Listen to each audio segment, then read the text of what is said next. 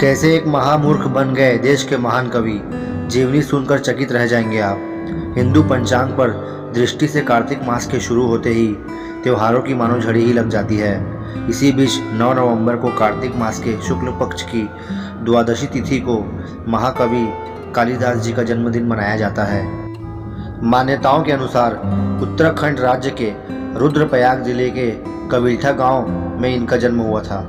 पौराणिक कथाओं के अनुसार कालिदास शक्ल सूरत से इतने सुंदर थे कि इन्हें विक्रमादित्य के दरबार के 9 रत्नों में से एक माना जाता था। इनके बारे में प्रचलित मान्यताओं के अनुसार प्रारंभिक जीवन में कालिदास अनपढ़ और मूर्ख थे, परंतु पत्नी द्वारा अपमानित किए जाने और इन्होंने घर से निकलकर अपनी अयोग्यता को योग्यता में बदला और उसका विस्तार किया और एक दिन देश के महान कवि कालिदास बन गए।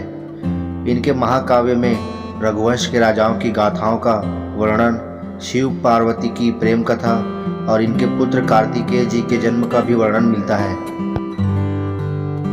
इतिहास के पन्नों में किए वर्णन के अनुसार कालिदास को संस्कृत भाषा के महान कवि और नाटककार का दर्जा प्राप्त है। इन्होंने अपनी रचनाओं में भारत की पौराणिक कथाओं और दर्शन को आधार बनाया। कहा जाता है कि इनकी रचनाओं में भारतीय जीवन और दर्शन के विविध रूप और मूल तत्व निरूपित हैं। इन्होंने अपनी इन विशेषताओं के कारण कालिदास राष्ट्र की समग्र राष्ट्रीय चेतना को स्वर्ग देने वाले कवि माने जाते हैं। कालिदास वैदर्भी रीति के कवि हैं और तदनुरूप वे अपनी अलंकार युक्त लेकिन सरल और मधुर भाषा के लिए विश्व रूप से आज भी जाने जाते हैं। धार्मिक ग्रंथों में वर्णित कथाओं के मुताबिक कालिदास एक गया बीता व्यक्ति था। बुद्धि की दृष्टि से शून्य एवं काला कुरूप। एक बार जिस डाल पर बैठा था उसी को काट रहा था।